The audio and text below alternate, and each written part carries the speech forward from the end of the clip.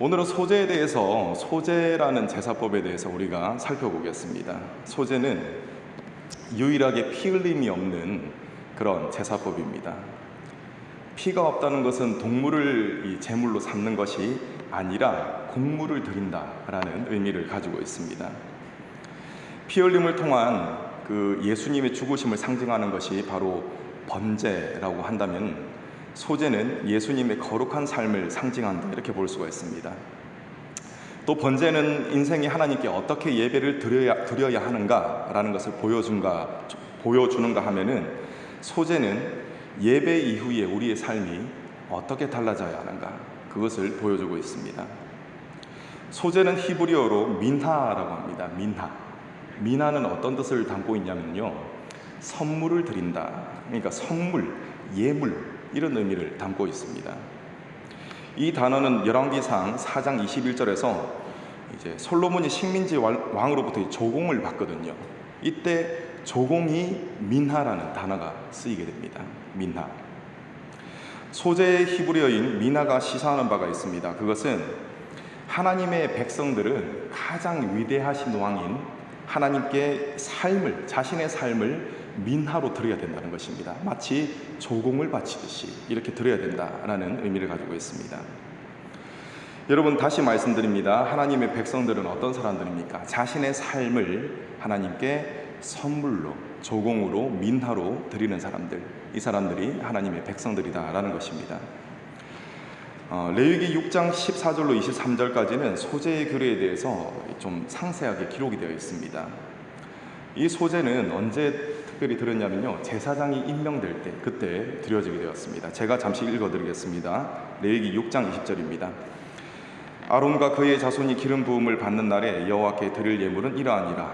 고운 가루 10분의 1 예발을 항상 드리는 소제물로 삼아 그 절반은 아침에 그 절반은 저녁에 드릴지니라, 이렇게 되어 있습니다. 이처럼 소제는 하나님으로부터 부름받은 그 이후에 깨끗한 삶을 드리고자 하는 이 의지를 같이 드리는 제사가 바로 소제라는 것입니다. 그렇기 때문에 소제는 어떻게 새로운 삶을 살 것인가 라는 질문을 가지게 만듭니다. 레위기가 기록된 상황 속에서 제사장 나라로서 어떻게 새로운 삶을 살 수 있을 것인가 라는 질문을 할 수 있을 것이고, 그리고 현대를 살아가는 우리들에게는 예수님을 믿는 거듭난 자로서 어떻게 새로운 삶을 살 수 있을 것인가, 이런 질문을 오늘 말씀을 통해서 가질 수가 있는 것입니다. 일단 거듭나야 하나님 나라에 들어갈 수 있습니다. 그래서 먼저는 예수님을 구세주로 믿고 거듭나야 합니다. 구원을 받아야 합니다. 이러한 이제 거듭남과 분리해서 설명할 수 없는 것이 있는데, 그것은 바로 거듭난 사람, 구원받은 사람이 구원받은 사람답게 살아가는 삶입니다. 그것을 분리할 수가 없다는 것입니다. 믿음과 행함, 이것을 분리할 수가 없다는 것이죠. 거룩한 삶, 이것은 바로 구원받은 증거로서 나타나는 것입니다. 오늘 말씀이 기록된 소제와 관련된 말씀이 저와 여러분을 더욱더 거룩한 곳으로 이끌어 가실 줄로 믿으시기 바랍니다. 소제가 드려진 방법, 이 방법을 우리가 구체적으로 살펴보겠습니다. 이 방법을 살펴보면은 거룩한 삶이 어떤 삶인가라는 것, 그것을 우리가 알 수가 있습니다. 소제의 방법을 첫 번째로 알려드리겠습니다. 첫 번째 소제의 방법은 고운 가루로 드렸다는 것입니다. 여러분, 2장 1절을 보시기 바랍니다.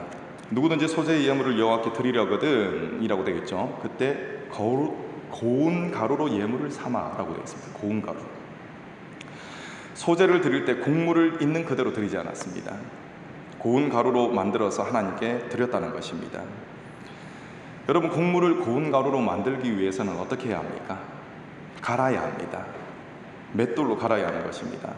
원래 있던 모양이 맷돌에 의해서 바스라지면서 거칠고 단단했던 그 모든 모습들은 다 사라집니다. 결국 곱디고 온 가루가 되는 것입니다. 여러분, 모든 사람들은 다 죄성을 가지고 있습니다. 구원받은 사람도 이제 남아있는 그런 죄성이 있습니다. 존 웨슬리는 이것을 남아있는 부패성이다, 이렇게 표현을 했는데, 아무튼 모든 사람마다 거칠고 단단한 그런 모습들이 저마다 있다는 것이죠. 하나님께서는 이러한 인생을 불쌍히 여기시고 올바른 곳으로 이끌어 가십니다. 그래서 죄악된 인생을 돌이켜서 거룩하게 하시기 위해서 인생의 맷돌을 돌리십니다. 인생의 맷돌이 돌아가면 인생이 어떻게 되겠습니까? 고통스러워지는 것이죠. 이때 반항하는 사람이 있는가 하면은 자신의 삶을 돌이켜서 올바른 방향으로 하나님께 드리겠습니다, 이렇게 돌아오는 사람이 있습니다. 여러분, 하나님께서는 굉장히 집요하십니다. 왜 그러실까요? 사랑하시기 때문에 그렇습니다. 마치 부모가 자녀를 쉽이 포기하지 못하는 것처럼 하나님께서도 인생을 포기하지 않으십니다. 그래서 고통을 가해서라도 살리시고자 하는 것입니다. 한 사람이라도 더 구원하시기 위해서 이렇게 집요하신 것입니다. 구원하시기 위해서 집요하신 하나님께서는 인생의 맷돌이 돌아갈 수 있도록 만들어 주십니다. 만약에 인생의 맷돌이 돌아갈 때 그 사람이 돌이키지 않는다, 그러면 하나님께서 어떻게 하시겠습니까? 맷돌 믹서를 돌려버리십니다. 그래서 더 고통스럽게 만드십니다. 그래서 하나님을 찾도록 만드시는 것이죠. 여러분, 그렇기 때문에 인생의 고통이 감지될 때 그 즉시로 죄악과 고집을 버리고 하나님께 돌아가야 하는 것입니다. 그러나 여러분, 죄가 하나도 없으심에도 불구하고 가장 강력하고 가장 가혹한 이 인생의 믹서에 스스로 몸을 던지신 분이 있습니다. 그분이 바로 우리 구주 예수 그리스도이십니다. 죄 없으신 예수께서는 하나님의 미랄이 되셔서 고난을 넘어선 순환까지 당하셨습니다. 그 결과 그를 믿는 모든 자에게 구원을 베푸셨습니다. 하나님께 곱디고 온 소재의 제사를 드리신 예수님, 그 예수님을 우리는 매 순간 기억해야 하는 것입니다. 자, 여러분께서는 하루 동안 예수님을 얼마나 생각하십니까? 오늘 하루 하나님께서 우리에게 주셨는데 그 시간 동안 예수님을 거듭거듭 생각하시는, 묵상하시는 저 여러분 되시기를 간절히 소망합니다. 자, 첫 번째, 곱디 고운 제사, 고운 가루로 드리는 것이 소제다 말씀을 드렸습니다. 자, 두 번째는 기름과 유향을 섞어 바쳤다라는 것입니다. 여러분, 1절 뒷부분을 보시기 바랍니다. 기름을 붓고 이렇게 말씀하고 있습니다. 그리고 2절 중간 부분을 보십시오. 자, 고운 가루 한 움큼과 기름과 라고 하고 있습니다. 기름을 함께 드렸다라는 것입니다. 소제는 1절과 3절에 기록되어 있는 바와 같이 그대로 불살라 드리거나 아니면은 4절에서 10절에 기록되어 있는 바와 같이 화덕에 굽거나 철판에 붙이거나 냄비로 튀겨서 요리로 만들어 드렸습니다.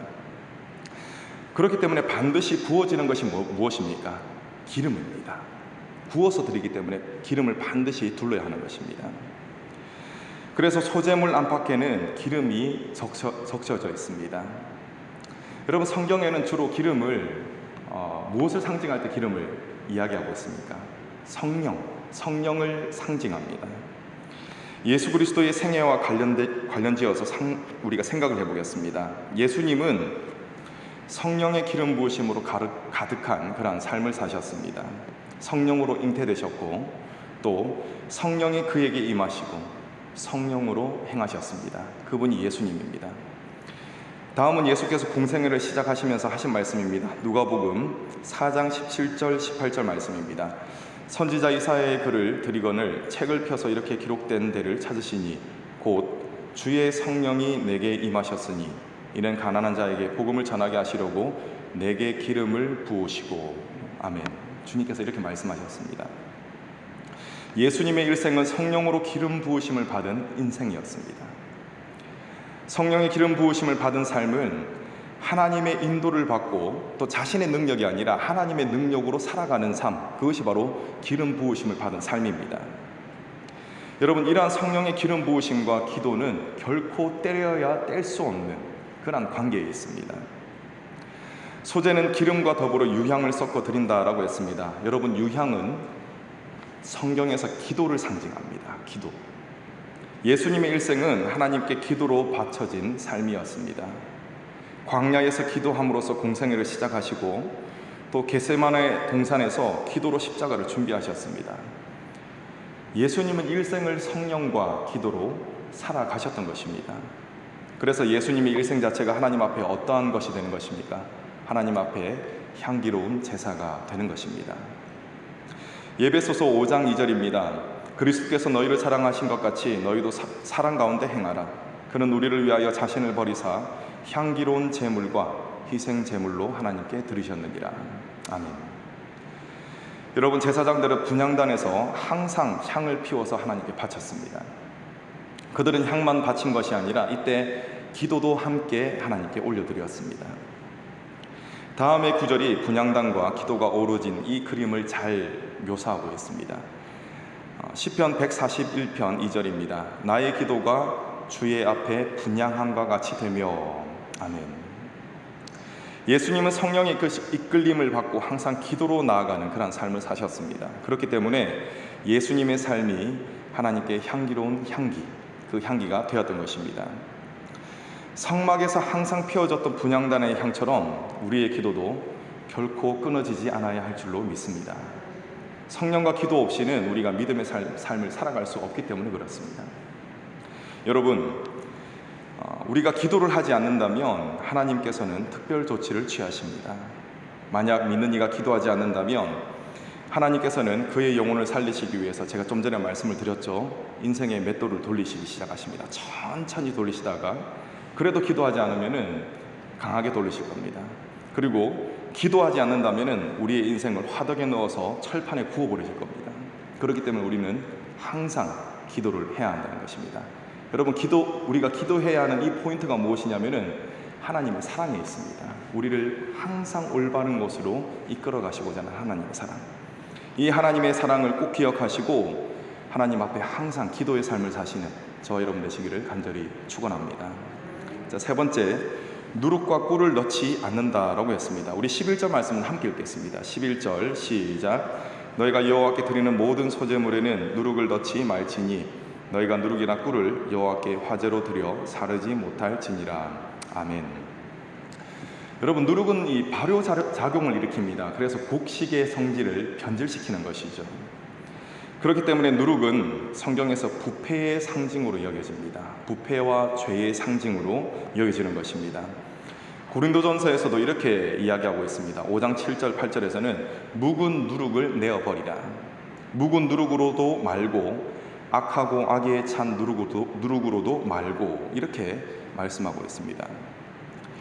예배를 드린 자가 이 예배를 드린 자로서 합당한 삶을 살아야 그가 진정으로 예배를 드린 사람이다, 이렇게 말할 수가 있습니다. 삶에서 거룩한 모습이 나타나지 않는 그러한 사람은 진정한 예배를 드린 자가 아니라는 것입니다. 여러분, 죄악을 멀리하는 그러한 사람, 누룩이 없는 삶을 사는 사람, 그 사람이 진정한 예배자인 것입니다. 여러분, 꿀은 무엇을 상징하냐면은 죄의 쾌락을 상징합니다. 죄가 주는 쾌락이 있기 때문에 많은 사람들이 무엇을 버리지 못합니까? 죄된 습관, 이것을 버리지 못합니다. 만약에 죄를 짓는데 그것이 정말 재미없고 그것이 고통스럽다면 왜 사람들이 죄를 짓겠습니까? 죄를 짓는 것이 즐겁고 그것이 주는 쾌락이 있기 때문에, 그렇기 때문에 죄를 짓는 것입니다. 히브리서 11장 25절에서는 이렇게 이야기합니다. 죄악의 낙을 누리는 것보다 더 좋아하고, 모세가 이 이집트 왕자로서 죄악의 낙을 누릴 수가 있었다는 것입니다. 그런데 그것을 다 버려버리고 하나님의 부르심에 순종했다는 것입니다. 분명히 말합니다. 죄악의 낙이라고 말입니다. 죄가 주는 즐거움이 있다는 것입니다. 여러분, 죄의 즐거움은 반드시 인생의 고통을 가져다 줍니다. 그렇기 때문에 우리는 영원한 시각을 가지고 이 죄가 주는 쾌락을 쫓아 살면 안 된다는 것입니다. 그것은 굉장히 근시안적인 그러한 행동입니다. 여러분, 소제에는 누룩과 꿀을 넣지 않습니다. 여러분들에게 혹시 죄악된 그러한 습관들이 있지 않습니까? 그것을 살펴보시고 죄가 주는 즐거움이 조금이라도 있다면, 그것 때문에 내가 계속 지속하는 죄가 있다면 그 모든 것을 오늘 말씀을 기억하시고 과감히 끊어버리시기를 간절히 소망합니다. 자, 네 번째는 소제에 소금을 쳐야 한다는 것입니다. 13절입니다. 내 모든 소제물에 소금을 치라. 아멘. 여러분, 소금은 무엇을 상징합니까? 부패하지 않고 변하지 않는 것, 그것을 상징합니다. 하나님 앞에 단번에 헌신으로 끝나서는 안 됩니다. 변하지 않고 일관된 평생의 헌신이 있어야 한다는 것입니다. 우리는 변질되지 말아야 합니다. 히브리 사람들은 절대 변치 않는 약속을 소금 언약이다 이렇게 표현합니다. 역대하 13장 5절에서도 이렇게 말씀하고 있습니다. 이스라엘 하나님 여호와께서 소금 언약으로 이스라엘 나라를 영원히 다윗과 그의 자손에게 주신 것을 너희가 알 것 아니냐. 소금 언약은 변하지 않는 언약입니다. 여러분, 우리가 지속적으로 헌신할 수 있는 그런 충분한 이유가 있습니다. 그것은 바로 하나님께서 그의 아들 예수 그리스도를 통해서 약속하신 바가 있기 때문에 그렇습니다. 예수님께서 어떻게 약속하셨습니까? 내가 너희와 항상 함께 하겠다 라는 소금 언약을 주셨기 때문입니다. 그 약속을 주셨기 때문에 우리는 하나님께 지속적인 헌신을 올려드릴 수가 있는 것입니다. 우리는 이 약속을 굳게 붙들어야 합니다. 그리고 우리가 이 약속을 굳게 붙들 때 세상 속에서 선한 영향력을 끼치고 살아갈 수가 있습니다. 여러분, 맛을 잃은 소금은 어떻게 된다고 했습니까? 다른 사람들에게 밟힌다라고 했습니다. 우리는 짠맛을 넣어야 하는 그러한 소금인 것입니다. 그리스도인으로서의 거룩한 정체성을 지속해서 세상에 드러내시는 저 여러분 되시기를 간절히 축원합니다. 여러분, 소제는 아침과 저녁으로 드려진 제사였습니다. 제가 조금 전에 레위기 6장 20절 말씀을 제가 읽어드렸죠. 절반은 아침에, 절반은 저녁에 이렇게 드려야 된다라고 했습니다. 자, 이것이 의미하는 바가 무엇입니까? 아침은 시작하는 것입니다. 물론 이제 히브리 사람들의 생각 속에서는 저녁이 시작되는 것이지만 많은 사람들은 아침에 이제 시작을 하게 됩니다. 그래서 아침에 소제를 드렸다, 그리고 저녁에 소제를 드렸다 라는 것은 무엇을 의미하냐면은 시작과 끝을 기도로 했다는 것입니다. 이것은 시작이 저녁이 되든 아침이 되든 변함이 없는 것입니다. 시작과 끝을 우리는 항상 기도로 해야 한다라는 그것을 우리에게 알려주고 있습니다. 여러분, 우리에게 기도의 거룩한 습관이 있기를 원합니다. 그렇다면 하나님께서는 우리의 삶이 거룩한 소재가 될 수 있도록 만들어 주실 것입니다. 말씀을 맺겠습니다. 오늘 소재 방법에 대해서 4가지로 말씀드렸습니다. 첫 번째, 고운 가루로 드려야 한다. 두 번째, 기름과 유향을 섞어서 드려야 한다. 세 번째, 누룩과 꿀을 넣지 않는다. 네 번째, 소금을 쳐서 드려야 한다 라고 했습니다. 여러분, 우리가 모여서 공예배를 드린 것, 이것이 진정한 예배였다는 것이 무엇으로 증명되겠습니까? 우리의 삶입니다. 우리의 삶의 현장에서 증명될 겁니다. 우리의 삶이 하나님 앞에서 고운 가루와 같이 되어야 할 줄로 믿습니다. 예수님을 항상 깊이 묵상하심으로써 예수님을 닮은 고운 가루와 같은 삶의 소재, 이 소재를 하나님께 올려드리시는 저와 여러분 되시기를 간절히 축원합니다. 기도하겠습니다.